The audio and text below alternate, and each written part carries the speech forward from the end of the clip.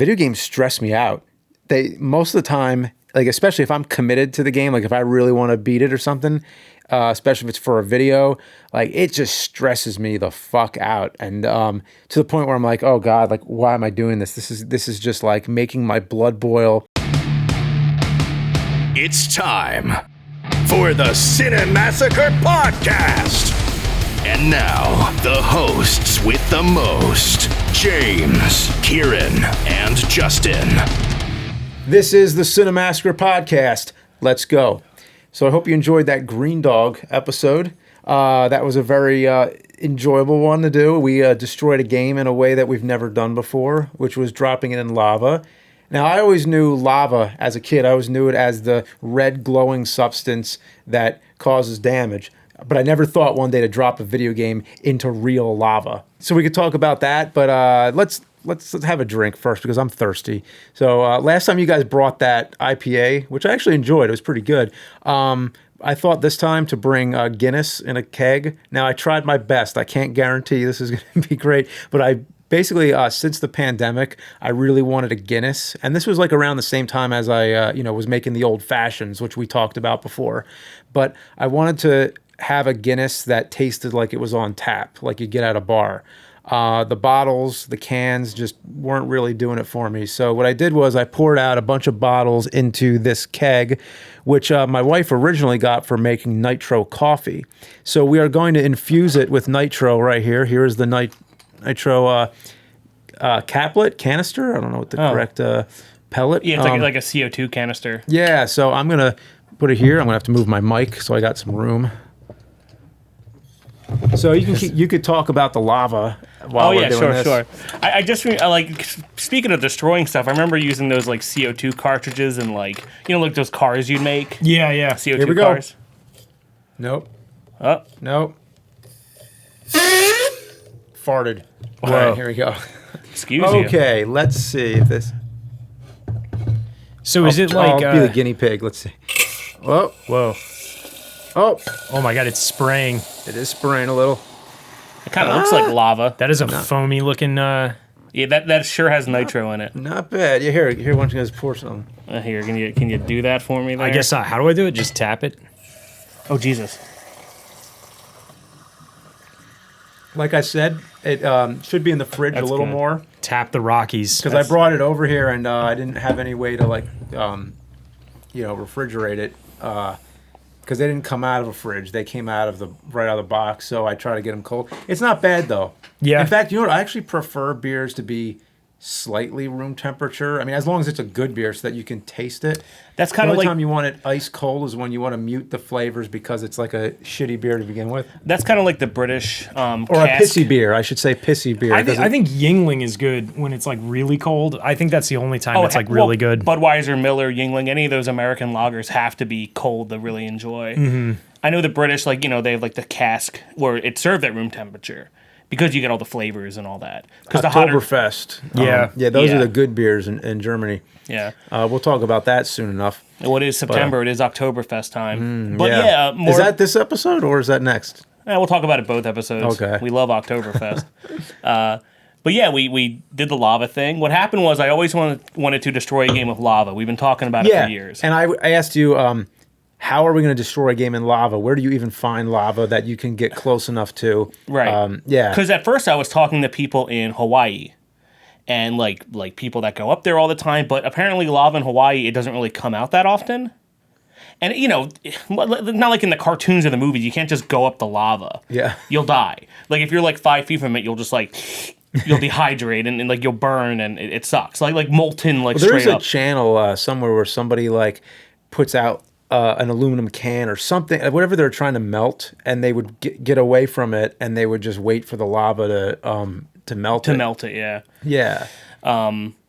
So I found a guy, and I saw this video online or on the news, where he was flying a drone. His name's Joey Helms. He was flying a drone, and it got hit by lava, and then just crashed, but he recorded the video. Huh. So I contacted him. I'm like, hey, would you mind if I sent you some games, just putting them in front of some lava or whatever, because I figured it's going to be like incinerated immediately and not be like a big deal. And he's like, yeah, but then like, and he's like, oh, I do it in Iceland. Because in Iceland, the lava is always flowing. They have like 9 or 10 active volcanoes. That's another thing. As a kid, I would have never imagined Iceland would have volcanoes because I think ice. When I think Iceland, which isn't exactly well, that's like in Mighty Ducks. In Mighty Ducks, what they say like Greenland is ice and Iceland is green. Yeah, except for the volcanoes. Yeah, should be called Lava Land. Lava Land. It sounds like a Mario level. So yeah, he was like, yeah, I can do that. And while he was on his like, he's like a trained person that does that. The problem is you can't get it's hard to get that close to like, in that one it wasn't like molten lava like the middle of a volcano. It was just the rocks that came out and were cooling. They come across the roads, they cause problems there, and he just put them on there and they set on fire pretty quickly and burned away. Not that big of a deal. So yeah, we finally did that. Yeah, it would have been great to have you there chucking them in and into a volcano, but you can't really do that.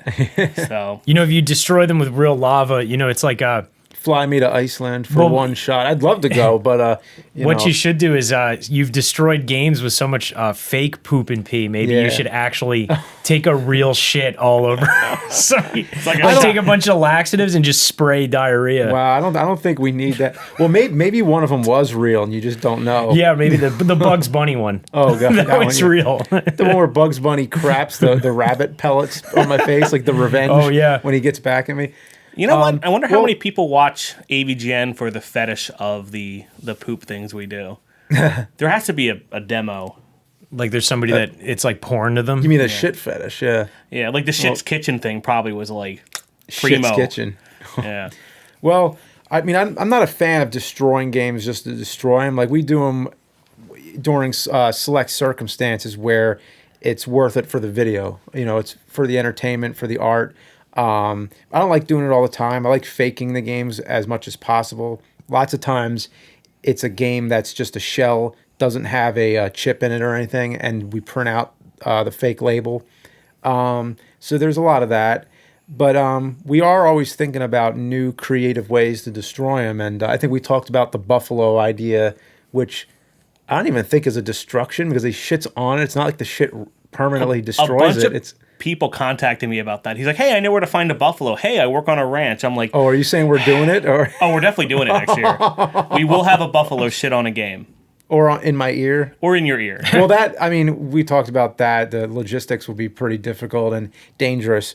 You want to think of other fun ways? We'll workshop other ways to destroy games that we haven't done yet? Yeah, we have a lot of different ways that we're thinking about. Some way you could possibly get it onto like one of the shuttle launches and just launch it into space or something. There's guys that put like stuff on like hot air balloons and then they go into the stratosphere. Yeah, like really, really high up. And I thought maybe we can do that and then just like drop the motherfucker or just send it into space. And then it like falls on somebody walking around and just would it just burn up like going through the atmosphere? I don't know if it's that high. I think it's like it's not high enough for it to go out of the atmosphere and then come back in. Oh, okay. It's actually where like the atmosphere is super thin, so it would be like it would actually fall faster, because it's probably like 100,000 feet above. I like the idea that when we put a game in orbit and it starts rocketing around and just takes out the Hubble Space Telescope or something.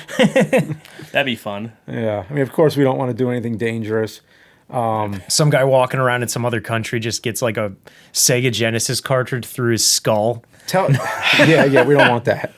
Tell you what, suggest us some ideas of game destructions, like something that would be funny, entertaining. I thought, like maybe slow-mo, like hydraulic press kind of a thing, because that's like a big thing on YouTube, like crushing games and stuff like that. But the lava thing was pretty high up. I mean, of course, we could have done it a little more excitingly or gone to like a forge and like straight up melted a game in there, like the Pepsi Man kind of style, but for real. But I'm not sure how else we'll do that in the future. Maybe we could find like a building that's being destroyed, like demolished, and somehow get it into the building. I do know people that do demolition. Remember we talked about Demolition the guy, Man. like a wrecking ball, or something. We destroyed Demolition Man in an actual demolition of a building with like cameras and stuff that are like, they're like filming out, so you just see it get crushed.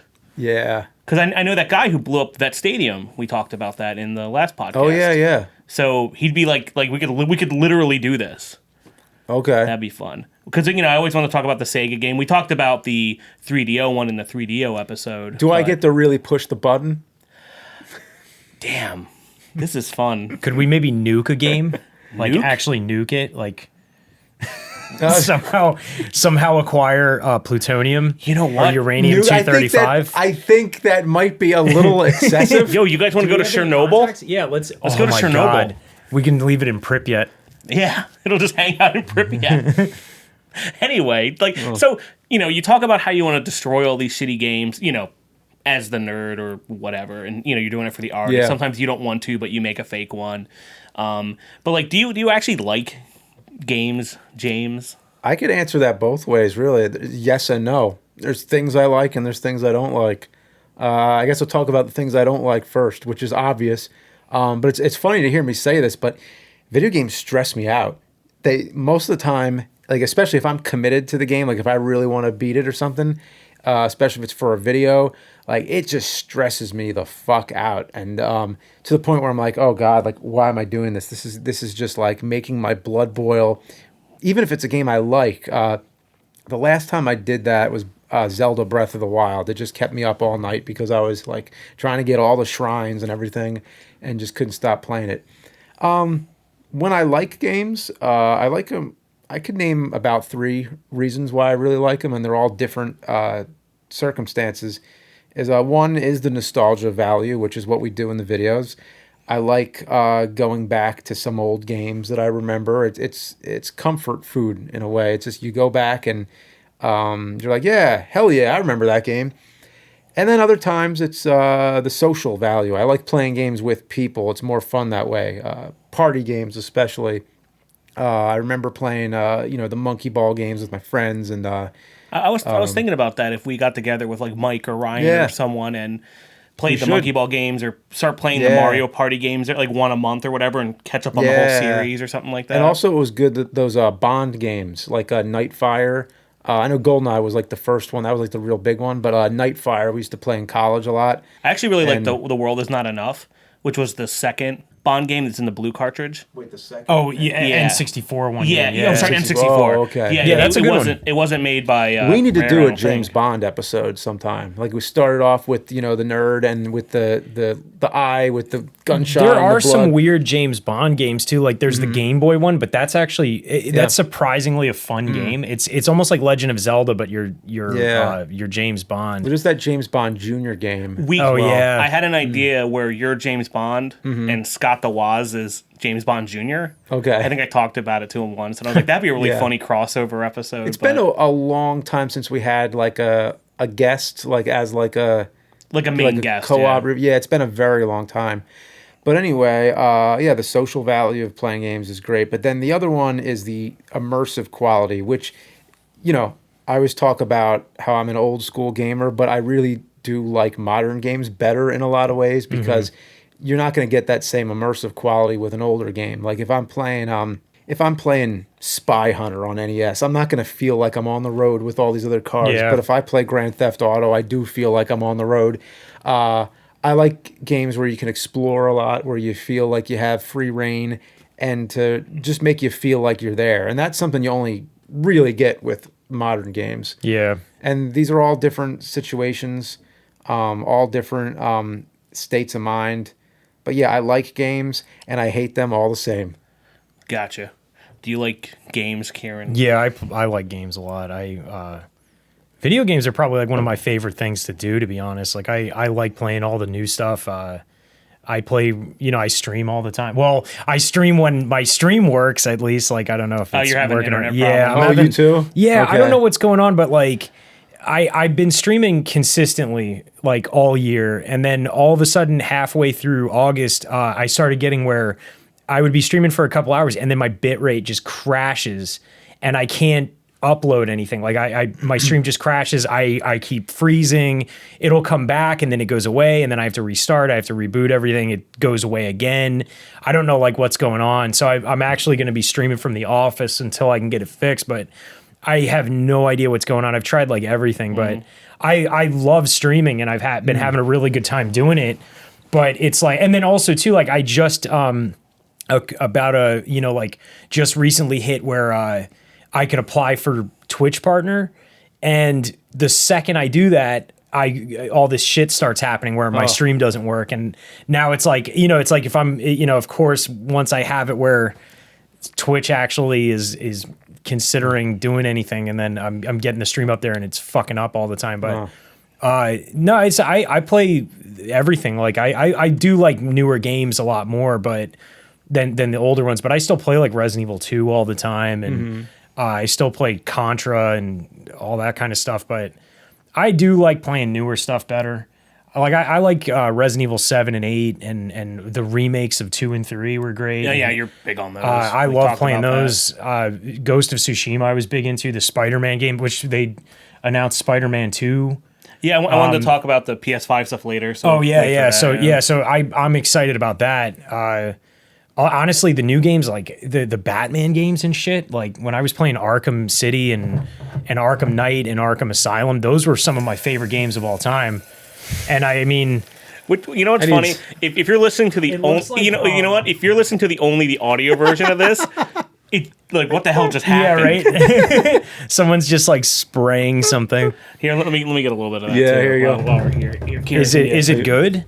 It's pretty good. I mean, it's a little bit like the foam should be blending with the Guinness more. Yeah, it's sort of just like you got a layer of foam and then just flat. It Guinness might be underneath. because it's spraying too hard. Like it might need to more just less CO2. Yeah, maybe like or whatever. You should here move that on the pressure. corner. Does it have like a pressure valve or something on it that like? Yeah, right. I think this would be the pressure valve here. Holy shit! Oh, you. I don't want shrapnel. I remember what happened to you in the keg that one time. Oh my god! Did we talk about that one? Yeah, we talked about. Well, we that talked already. about the toaster thing. No, we talked about you hitting the keg before. Did we? Okay. Yeah, I think in the first podcast, I think we did. Yeah. Oh, all right. Yeah. Make sure that's mentioned not it. I still have a lot of those Rolling Rocks. Yeah. From there was I like still have the kegs too. Actually, we did get like 4 the- cases of it or something like that. Rolling Rock never asked for those kegs back.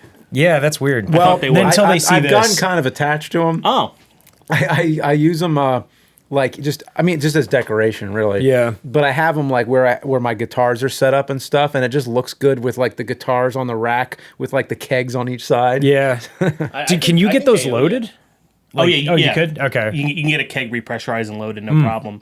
You just go to like a beer distributor or whatever. I remember I had a friend who like every 4th of July he would have like his parents would get kegs of Yingling, and they would have Yingling for like, like you would just go out. We would just be at his house, and we would just be like, oh, I'm gonna go grab a beer, go out into the yard, and we would just hit the tap, and like that beer was in there for like a month or 2 afterwards. Like we were just having Yingling on tap every night after work and stuff. Like it was pretty bad. For a lot of my friends, it went quickly from sneaking beers in high school to getting kegs in college and having to tap them and doing keg stands and all that stupid bullshit to going back to bottles and all that kind of stuff, going to bars. And now they're all like home brewers, so they make their own beer and stuff. Oh, also, a few people asked, there's a brewery around here that wants to do a few Cinemassacre beers. Oh yeah, cool. With like labels and stuff. Okay. So I want to contact them. But Artie makes his own alcohol, but like, did I ever tell you about that time when he was making mead and he almost... Is this Artie who... Yeah. We burned the 3.0 or the Amiga. The Amiga CD32, yeah. Uh-huh. So he makes mead,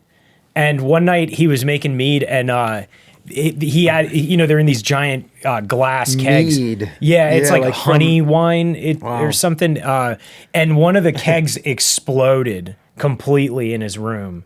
Oh, wow. It was just in his closet, and I guess the flask part, it's like a glass tube that like the air has to go through. It got clogged, and one night, like at night, he was just sleeping at like 4 a.m. and he just heard this loud explosion. And glass shattering and stuff, and he woke up and he goes into his closet and he had like the keg is this big, and he has all this other stuff. Everything's drenched in mead. Oh my god! And there's just glass everywhere. It was actually like embedded into parts of his wall and we stuff need like to that. drink mead on one of these. That sounds like a Viking metal album. Fucking drenched in mead. Drenched in mead. Because the first time I ever heard of mead was in the Michael Crichton novel, Eaters of the Dead. Oh, yeah, yeah. Yeah, and because there's a whole paragraph in there about mead. I got some mead upstairs. Oh, you do?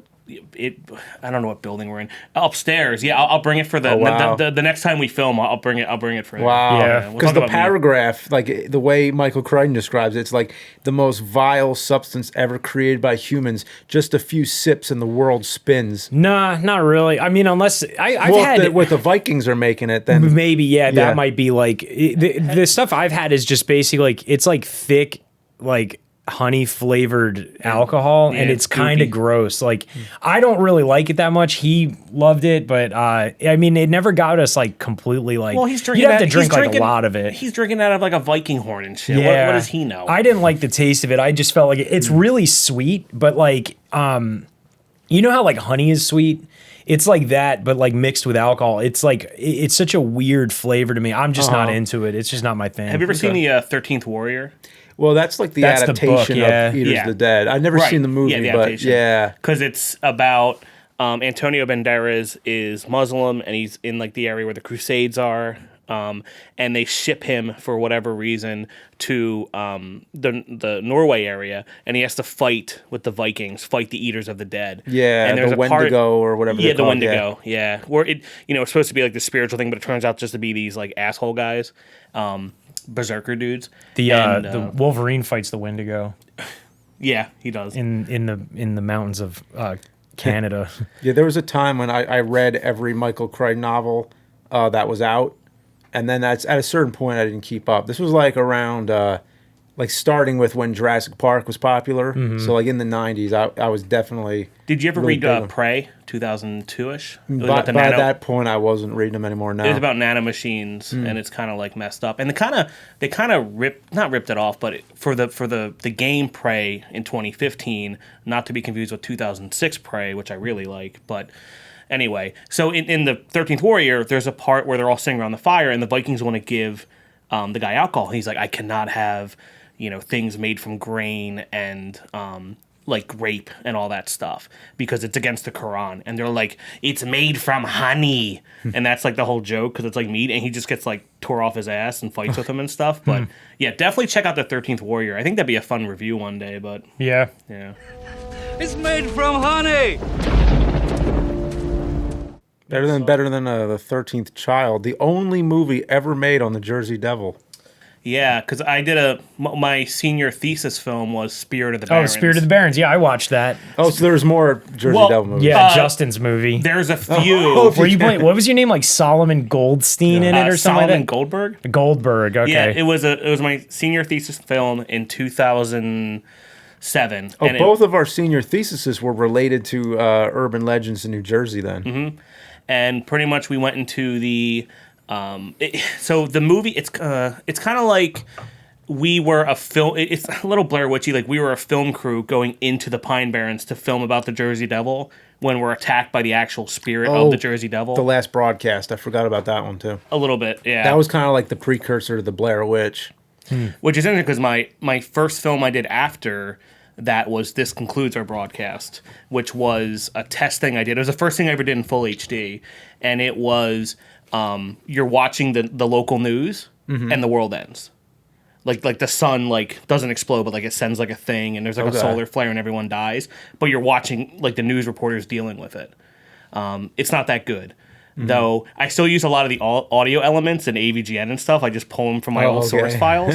But to go back, the Spirit of the Barons thing was like so much fun to do. We're running around the woods. We're going up like Apple Pie Hill. We're like sneaking into things. There's a lot of stuff from Weird New Jersey in there. That. Apple Pie Hill. I know exactly where that is. Yeah. But the scary part was we were in a junkyard in Mays Landing shooting a scene where we like hide there and we hide in like an old school bus, and the people at the junkyard were fucking with us.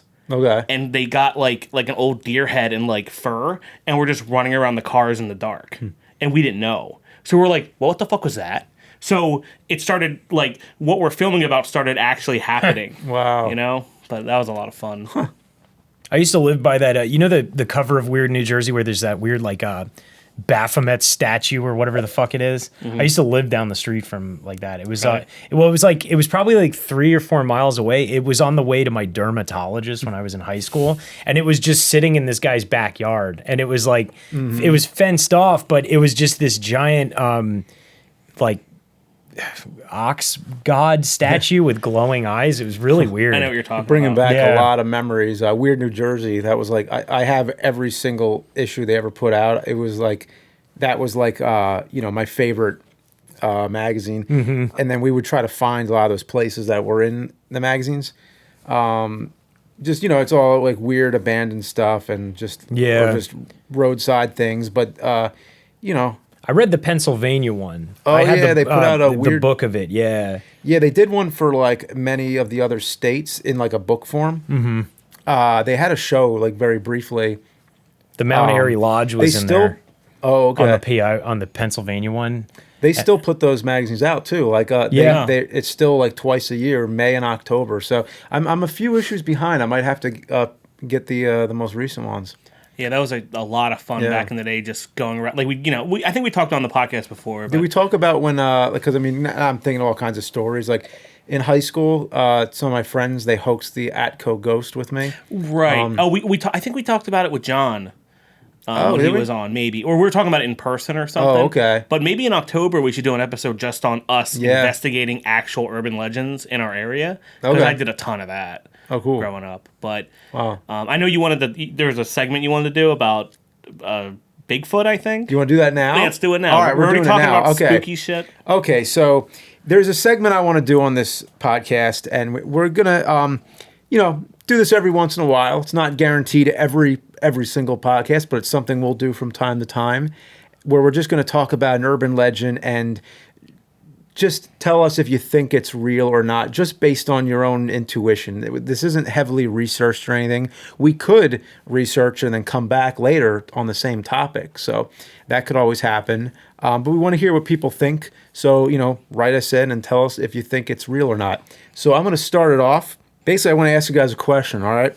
So do you believe in UFOs, astral projections, mental telepathy, ESP, clairvoyance, spirit photography, telekinetic movement, full trance mediums, the Loch Ness Monster, and the theory of Atlantis? As much as I appreciate the Ghostbusters nod, no, I do not. Now, the correct answer is if there's a steady paycheck, I'll believe anything you say. Yeah. I mean, but I guess that's kind of what's going on here. And this begins today's segment of Is It Fucking Real? Bigfoot. What do you think? Is Bigfoot real or not? And you don't have to know the answer because none of us do. It's just what do you really think? I mean, Yeah, he's but- right here. No, I don't know. I think honestly, I think Bigfoot might have just been like an escaped orangutan or something like that. Something like, And there's he just fell off one, a or is truck. there I a- don't know. Like that. Well, I did see something recently that like someone took a picture of a Bigfoot and they were like, look at this, like we found it or whatever, and or video or Well, that something, and happens all they the time, actually yeah. said like there Well- was no faking in it Well, or something. there was are you thinking of the famous 1967 Patterson film? No, 'Cause- not. okay. It was new. It was actually was like newer. recent. Yeah, this Okay. and they gave it to like the. But the thing is, like, I don't know. It could be. It might be some weird hyper intelligent being that just lives in the woods and it stalks people and stuff like that. And people go missing all the time, so you don't really know. Like, it could grab someone off a trail and just Well, that might be the eat Wendigo them or something. Maybe, who knows? I mean, the thing is too, like when you look at like old, like there's those old weird animals that were in between dinosaurs and humans, like the giant horses and weird sloths and stuff like that. Yeah, like the big seal capybara. with thing. Yeah, and it's like you don't know if like maybe one of those things is still around, because I mean, look at like things like turtles and crocodiles that live to be like, Well, the this coelacanth was basically like finding a living dinosaur when Yeah. they found that. That was like in the 30s, I think. That's the thing. But, Like, but there's we're not talking about lake monsters. We'll get to that another time. It could just be some weird, and also too, there's so many areas of the earth that like people have never been to, and have never even discovered certain species of animals and stuff like that. That's kind of like the movie The Abyss. Like, you don't know what's down there. Yeah.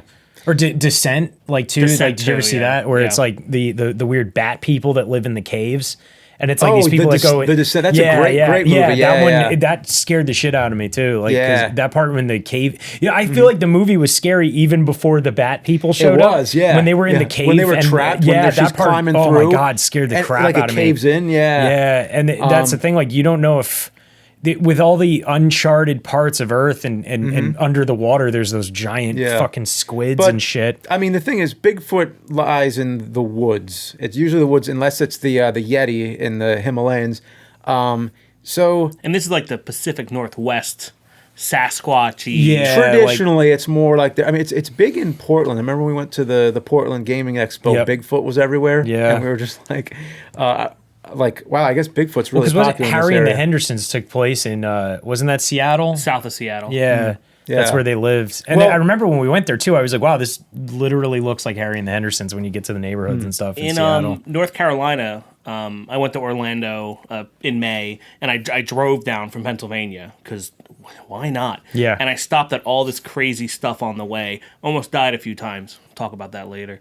And I almost fell in a sinkhole where a nuclear bomb was dropped on America accidentally, but it didn't blow up. I fell in the hole. Anyway. Oh. Okay. So I stopped in Littleton, North Carolina. There is the Cryptological and Zoological Museum. And they have like a giant Bigfoot, and they have like the prints, and they have a map where they've been seeing it in the area. So I guess Bigfoot moved from Seattle to North Carolina. Cheaper living. Makes sense. I mean, there could be just more than one. Well, there's got there's got to be if there's like if it's been alive for all these It might just imagine this, like imagine something with comparable intelligence to us that doesn't want to go near a person, that lives in the woods, that could easily know, that knows all the places about it. Like it's almost like imagine if you were hiding in your house and something was there and you were stalking, so you know all the places to hide. So maybe we just haven't seen them. Maybe they are just really good at hiding and they know each inch of the woods. Yeah, but how many would you need to make a stable population enough to reproduce? Maybe they just live really long.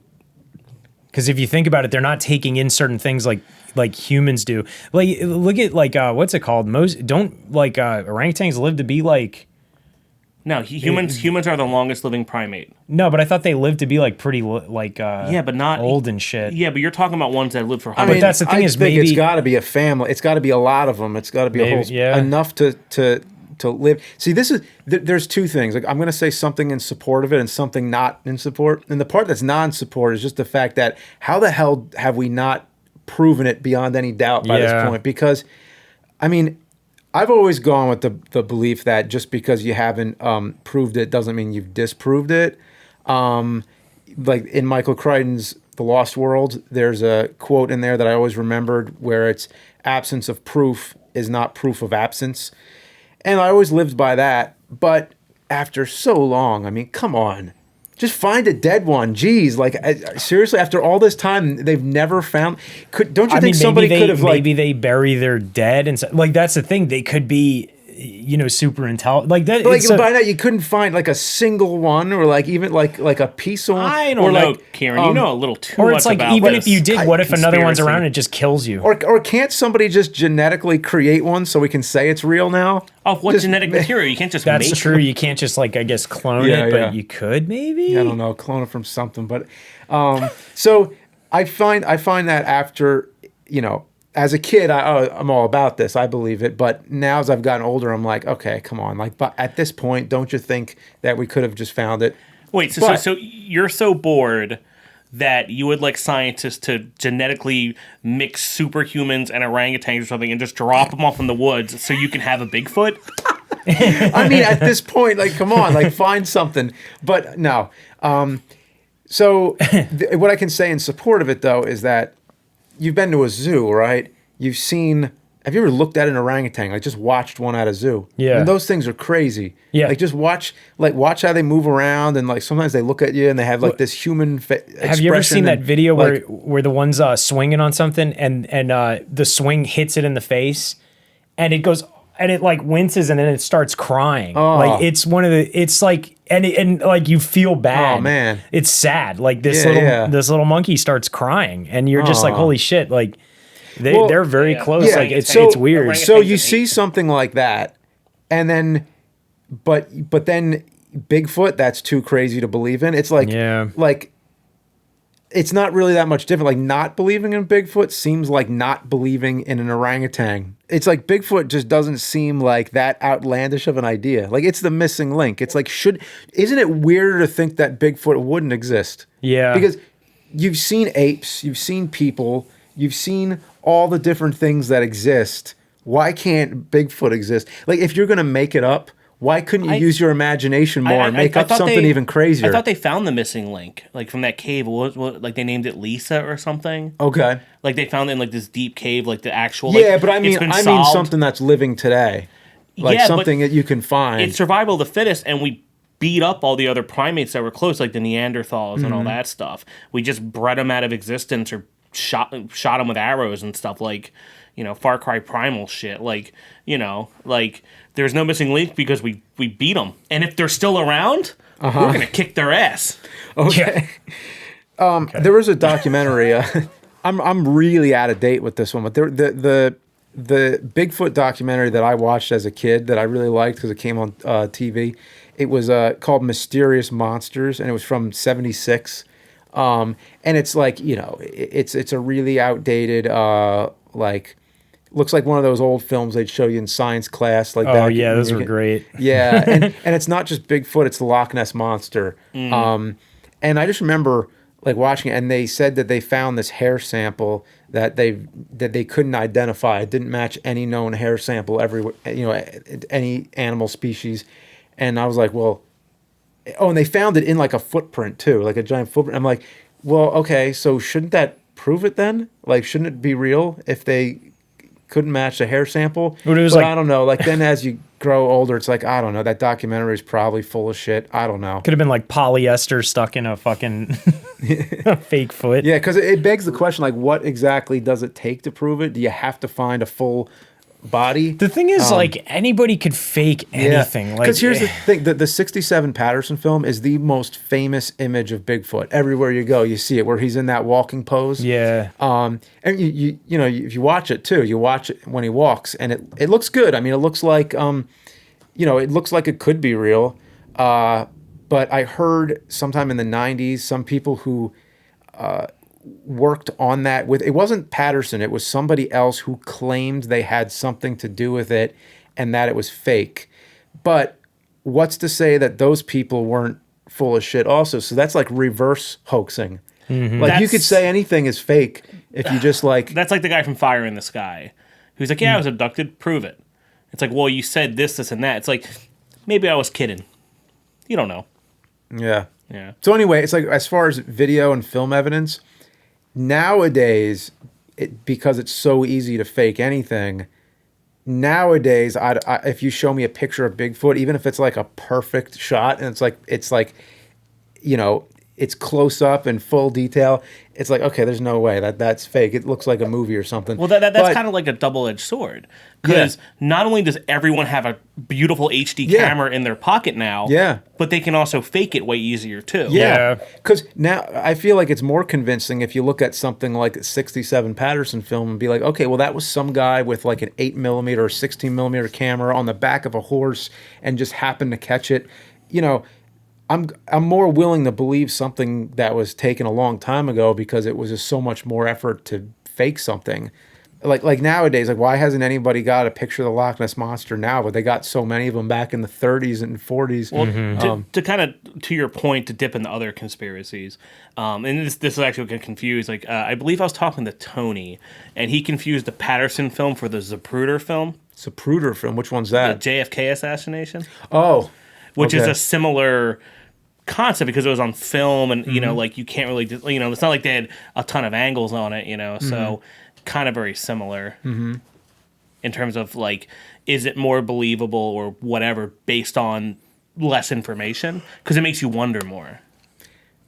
So a Bigfoot is just like an assassination. In terms of there's only one piece of like footage from like a certain angle of it, you know what I mean? Yeah. That's been like gone over and over and over and over again, and people still don't know what to think about it. That's what I mean. Yeah. So overall, what I think about Bigfoot is just that it seems like it's the most realistic of all these things, but it's just somehow it's not presenting itself in the right way. Like if I were to just say something real stupid to you guys, be like, I saw, in this, down the hall, there's a red doorknob. Like, yeah, no, seriously, there's a red doorknob. And like, you'd be like, okay, like there's a red doorknob. And then it turns out there actually isn't one. It's like, well, what will be the point of even making that up? You know, that's what Bigfoot's like to me. Why would you even use your imagination? Give it 3 heads. It spits fire. It's purple. The thing is, the more it's got wings. The more I guess people become connected to, though, I notice how weird people can be, and how some guy might have just been like, "Yo, cover Bill in mud and fur, and let's have him walk in the woods, and I'll film him, and we'll tell everybody that it's a fucking monster that's in the woods." And then we'll show everybody, and like we'll see where it goes. And then they probably thought like, oh, funny prank. And then it became this worldwide thing. And they're like, oh my God, what did we do? We can't we made a hoax. Like we can't just come out and be like, hey, it was all a joke, everybody. Like they made something that got way bigger than they ever thought it would be. And they had to just kind of roll with it, Yeah. Right. Yeah. Because by that point, if you say like, hey, we made it up, you might have people try to kill you or something, That's true. I mean, how many people have dedicated their whole lives to Bigfoot research? Yeah. Probably a lot. I know there's like a convention. Like there might have been people who were like, if you ever come out and say that this is fake, I'll fucking kill you. Like they might have been like, over a Bigfoot. Yeah, and they have to just go like, okay, we won't, we promise. Like it might be this like tangled, organized crime world of cryptids and having to keep the research going because money's coming into it if you think about it. Well, speaking of that, it was a huge thing in the 70s. There was Bigfoot exploitation. Yeah. There was like, Bruce Lee versus Bigfoot and like every movie. Think about you could Roswell, New Mexico, that the economy is based on the idea that this alien ship crashed.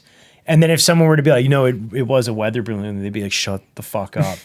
You're going to ruin my tourist trap location and all this. Like there's probably people who are like, I will threaten your life if you try to, I think come it's out more and say fun this. to have all these little we might be onto something right Yeah. now, actually. We might have people coming after us, like the Bigfoot. Oh yeah. Well, let us know. Like if you have evidence, like send us some evidence of Bigfoot. Yeah. Tell us what you think. We're gonna get death threats of like people like you talk about Bigfoot again, and I'm coming to find you. So just to conclude it, so what do you think, Justin? First, Bigfoot, real or not? Not real. Kieran. I think it's real cool. Okay.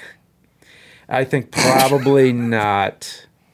I wish it was. But this concludes our segment of Is It Fucking Real? It isn't. We come with all these different movie reviews and things we were going to do on rental reviews that we never had a chance to do, at least not yet. Like the worst movie. Like, what do you really think is the worst movie? We should do that soon. Everybody should come in with one. We can do that as a podcast, yeah. Yeah, like here's the podcast. Like, do the worst movie challenge. What was the movie you said was the worst one you were going to do, but it was like we had to challenge that one. Yeah, because it's like you have to kind of pick, like, is it going to be like a narrative film with a story? Because I could pick any weird fucking art film that you like. Wavelength. Yeah. Wavelength is a shot of a wall, and it slowly zooms in. It's not even a well executed zoom. It's like a very choppy zoom, and it goes slower and slow. And there's a noise, like there's this shrieking sound that increases as it goes on. So it's not even nice to listen to. Yeah. There's nothing to look at. No, actually, halfway through, somebody dies. Like somebody walks into the shot and dies, and you're like, yeah, like something happened finally. Like there's an Andy Warhol film of the Empire State Building that's like 8 hours, and it's nothing happens except the just you're staring at the Empire State Building. But then a bird lands on it, and everybody in the theater's like, whoa! I wanted to do you know how I did the Kill Bill re-edit?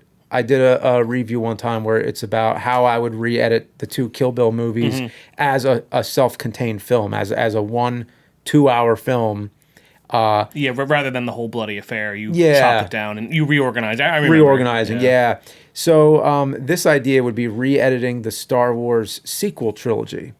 The prequel trilogy would be a good one to do too. I know a lot of people actually have done that, but was it Topher Grace? Is someone went back and re-edited 1, 2, and 3 into it was one movie? it was Topher Grace. Yeah, Yeah, I heard that. Or was that the Hobbit movie? Someone did that. they might have done. I think both, he did but, Star Wars. I'm yeah. pretty sure he did Star Well, Wars. it- Maybe, I don't know. It exists, yeah, the prequels, but I don't know if anybody's done it to the sequels yet. Damn, what the hell would you do? Those are so all over the place. Yeah, well, that's the problem. Yeah, so Totally anyway, different. the sequels, because that was my thought, was after having sat with those 3 sequel trilogies, for so long, I was like, what could have been done better, really, using the footage that exists, right? Like say you can't really do any reshoots, but you can edit what you have. Can you use deleted scenes as You well? you can use deleted scenes, use Okay. anything that you got that's available.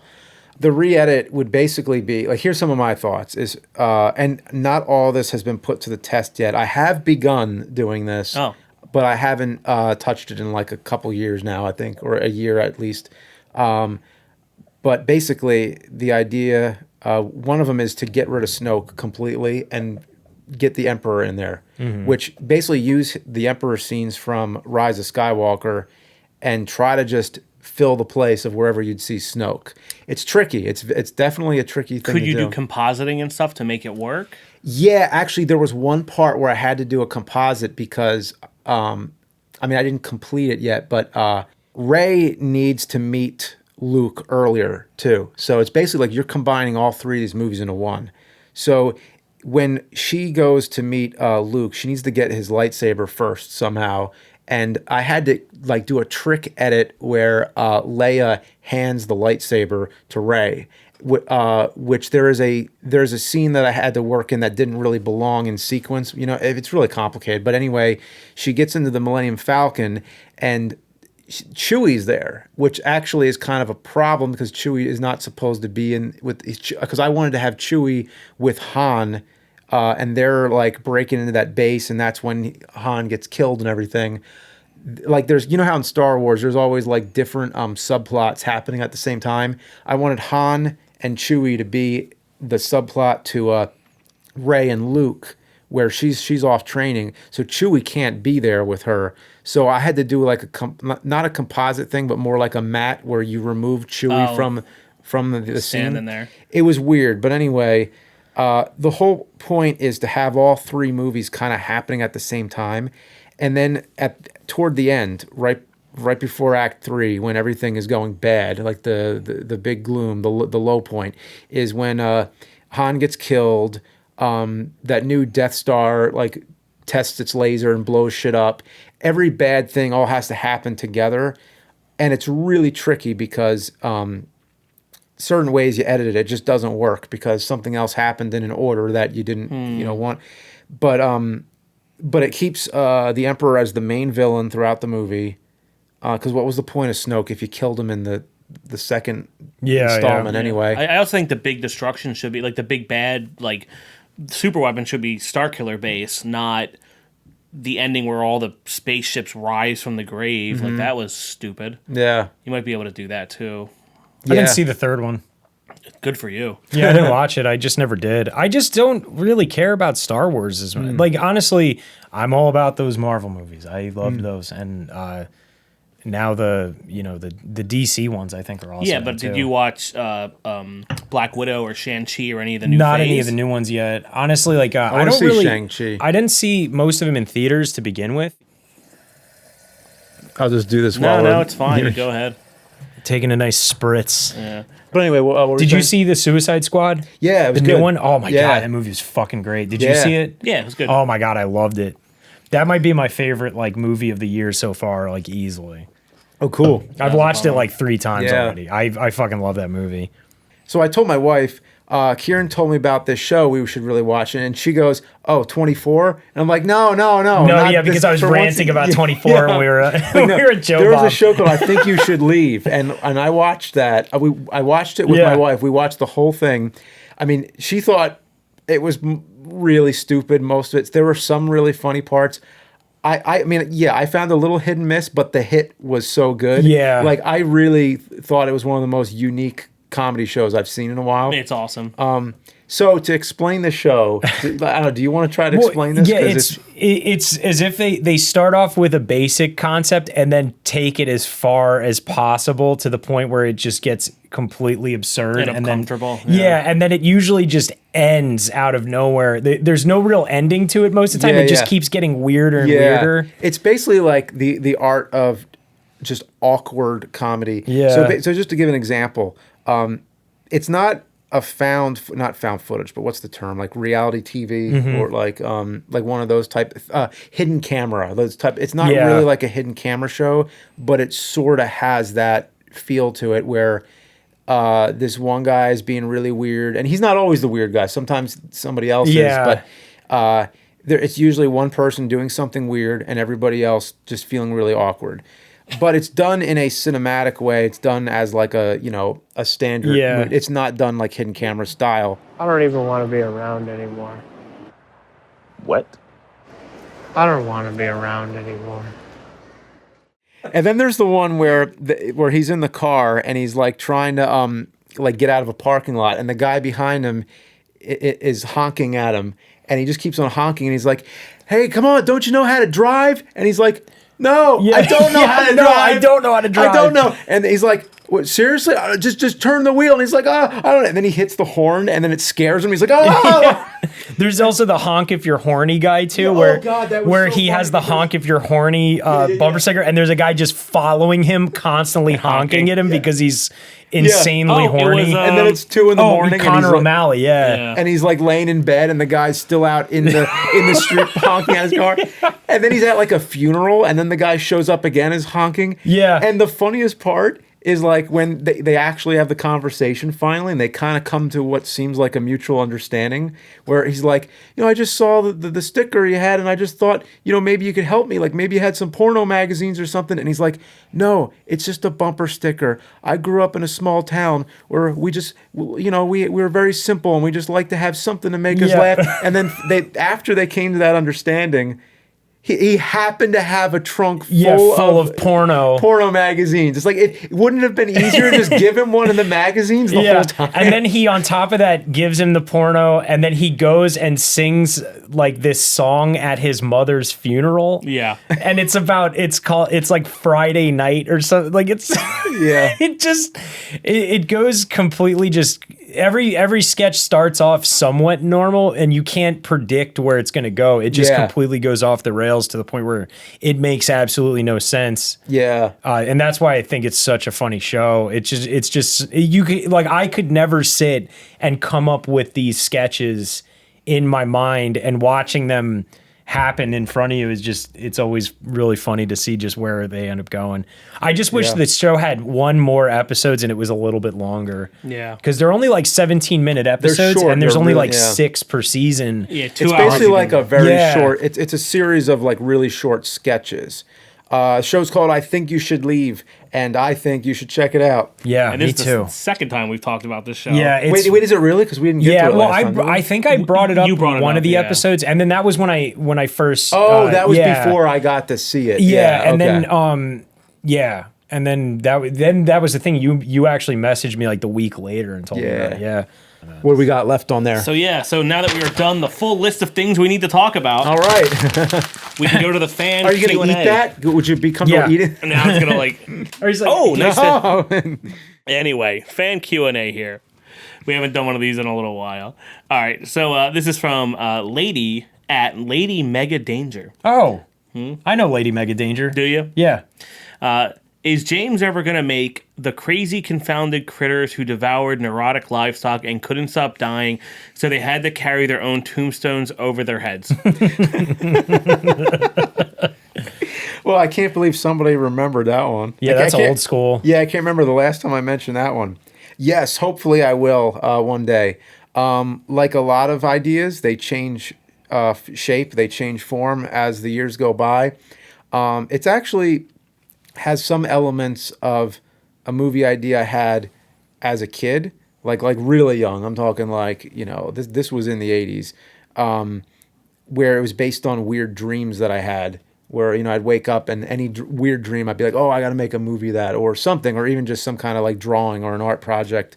And a lot of these ideas, as you get older, they all start to combine and they condense, and you start to narrow it down to what the movie really should be. So I hope one day to make that. It's going to be really weird. It's just it's a kind of like almost like I think it's going to involve a lot of puppets. Like the critters themselves will be some kind of puppet, I think, and I picture it done in a lot of neon, like black light with the glowing effects and stuff. It'd kind of be like some kind of deranged episode of Sesame Street. So we'll see, but I hope to get to that someday. Thank you very much for that question. Yeah. Shout out to Lady Mega Danger and Team Stream Queens on Twitch. Oh, I like all them. Okay, this is from a doctor, Dr. Ducky, medical doctor, at Frolight Sean. I don't know. What was the hardest Avgn video to produce and why? All for different reasons. I think The Immortal is the first one that comes to mind. I would definitely say The Immortal. And that was hard. I mean, for me, it was hard for it being a one-take episode. Like, it was just the whole idea was do in one continuous run of the camera without ever stopping. So that's what we did. And so, yeah, that was a really, really hard one. In a different way, the Mega Man episode was really hard because it was a lot of green screen, a lot of parts where I had to be talking to myself, had to get the timing right, had to make sure I was actually looking at my own face because I'm not there. I'm just talking to like usually I'm talking to like a light stand or something that I'd put there. Yeah, Mega Man was the most, I think, that I put into editing. That was a huge one, post effects wise.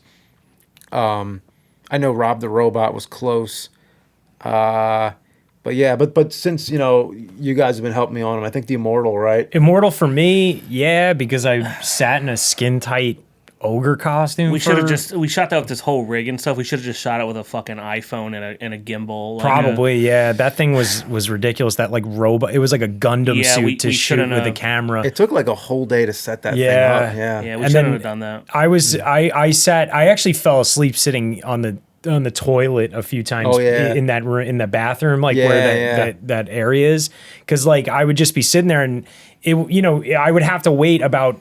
I think it's like. When my part comes in where I had to run out was like 5 or 6 minutes into it, but we shot like however many 37 takes, and sometimes it would that was the thing, was takes. It was 9 like full 9 takes, but there would be like where you would come in and do like 3 minutes and then mess a line and then go back. One time you walked in, you're just like, fuck, and then left the room. What went wrong though? I think because you like missed your beat or the person was in the way. There was also that time too where you couldn't find the stick or whatever, and we had to fight, and you're like, I can't find it, and I come out and I was like, because you have to reset. Every single thing in that room had to be reset to like the first, And I would say more than 20 of the takes that got ruined were because of the gear or hitting something or whatever. Oh, what about the Vegas episode? That was probably a lot of work. That was a hard edit, yeah. I mean, that was a rough edit. I think there were certain things about that one.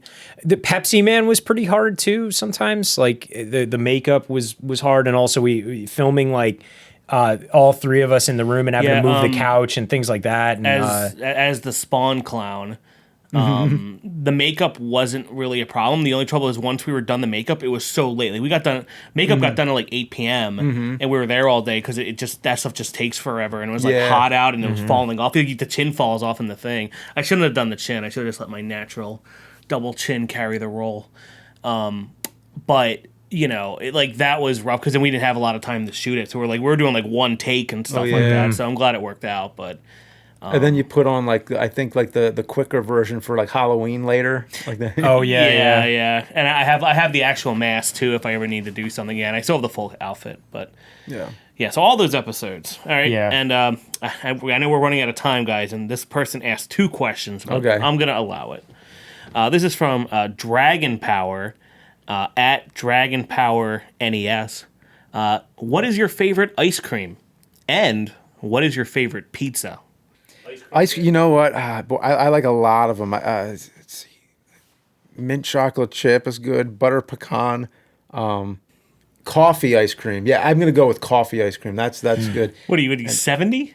Butter pecan and coffee. Yeah. Coffee's really good, sure, but those are like old school answers. Yeah. Oh, they're good though. Those are my favorites. Favorite pizza? Pizza? I guess they mean toppings, but I guess Yeah. if you really liked Chicago style versus whatever. You're like Sicilian. I mean, thankfully we live in the pizza belt, so we all know what we're talking about here. I guess, yeah. Well, I know there's this one that I don't know if it has a proper name, but it's I've known it as Meat Lovers Pizza, where it's got pepperoni, but it has like bits of bacon and sausage on it. It's like it's basically got all your meat that you'd ever want. So I'd go with that. Huh. I mean, I wouldn't eat it all the time because it gives me heartburn sometimes. Yeah. But still. No, yeah. I guess ice cream wise, Yeah. I would go with pistachio. Right. I know you're more plant based now, so you don't really eat it. Yeah, but I mean, like, I haven't found any plant based pistachio ice cream. But I mean, like, I still used to eat these things and stuff. Pistachio's So it's good. like, but pistachio ice cream for sure, and pizza. There's a place in Long Island, in the Sunvet Mall in I believe it's Holbrook, New York, which is like it's in Suffolk County. In the Sunvet Mall, it's called Avgn Pizza. I don't know if it's still in the Sunvet Mall. It's across from it used to be a Pathmark, but they had I used to just get mushrooms and extra cheese. Sounds Greek. They had the best pizza ever. Yeah, they were really good. They were just like, it was just this kind of the Sunvet Mall was not a big mall. It had a Pathmark in it, which was. And then next to Pathmark was a Blockbuster, and then next to the Blockbuster was Avgn Pizza, and also like a dollar store. But it was called the 99-cent plus store. So technically, any store in the world is a 99-cent plus store as long as everything you sell is above $1. So it's like, and everything there was kind of crappy. But they also had I believe a Kroger's, or it was McCrory's. It was called actually. And it had a Toys R Us on the other side of it. It was a really kind of crap mall. I like how these episodes always turn into you talking about Long Island being a shithole. No, it wasn't like a shithole, but it was a shit mall. They one time had a zoo in the parking lot, and it had a bunch of really sad animals, and it had a baboon with just shit all over its ass, and we all felt bad for it. And like, I paid 50 cents to get in, and I just felt really bad. I was like, they need to like let these animals go. The baboons were just kind of like sitting around doing nothing, and one just had poop all over its butt. Oh. And they had a red striped tiger that you had to pay $4 to see, but my mom wouldn't pay the $4 because she was like, it's probably literally a tiger that they painted red or something like that. I got a baboon story. I'm pretty sure they were baboons. I don't remember if I told this, but it's a pretty good story. So this was at Six Flags Great Adventure. They had the animal safari. Yeah. Oh, I used to love that. Yeah. Yeah, and you could drive your car through there, and they'll tear off your fucking windshield wipers. Yeah. Yeah, that's the story. Well, it actually was the side mirror, but it was the not the whole thing, but like the mirror part. So anyway, like this was back when I started driving. I think I was borrowing my parents' car, so I borrowed the car to go to Six Flags with some friends. So I didn't think anything was going to happen, but so we go there, and they made you sign a waiver to go through the baboons. You either go through or you take a bypass. Yeah, and you sign. I'm like, okay, come on. But like, who takes the bypass? Yeah. Pussies. Yeah, like that's I'm like, what's going to happen? It says they can cause damage to your car. It's like, okay, come on. Like, really? Yeah. That's not going to happen, right? We go through there, and this damn thing takes the mirror right off the side, and it runs over to the fence, and it hops over, and it drops the mirror into a pile of mirrors. Wow. Yeah. And then I go home later, and I'm like, how am I going to explain this to my dad? Like, what happened to the mirror? And so I told him the truth. I was like, a monkey took it. Oh, my God. Dad was like, that's it. You must think I'm stupid. And then my grandpa thought it was hilarious. He's like, oh, monkey took the mirror. Yeah, one time they tore like which it's not. I don't think it is a monkey, but I'm just. Yeah, I don't know what baboons are. They're monkeys. One time they tore Are they they got the big tail. Yeah, they had like the tint strips on like a on like a minivan, they would just be this plastic piece that was kind of tinted on the side of the window. Yeah. One just ripped it off, molding, yeah. and it pulled out the rubber strip from yeah, I my heard that. brother-in-law's Yeah. car and started swinging. It jumped down, swung on it, ripped it. It went brrr, like down the whole door. It just like pulled out the entire strip and then ran away with it, like whipping it in the air. And after that, my brother-in-law DJ was like, yeah, you guys are never going through the baboon part ever again. We used to do it every time too, but he was like, no, never again, not happening. So to and conclude yours, about our yeah. ice cream Ice and cream. pizza, ice cream is definitely rum raisin. Rum raisin. Even though it's hard what to are find. you saying? What are you, a 70-year-old man? Yeah. Butter pecan rum raisin. I'm projecting. Like a rum raisin. I like a good pepperoni and jalapeno pizza, little spicy boy. Pizza time. Check in next week for the Cinemassacre podcast, and we're going to talk more about videos we're working on next time, because we're working on a shit ton of videos right now. Yeah, so see you next Tuesday. Thanks for listening to this episode of the Cinemassacre Podcast. See you next Tuesday. Check out more episodes at cinemassacre.com or wherever you fill up your ear holes with podcasts. Remember to like this episode, subscribe if you haven't already, and comment below.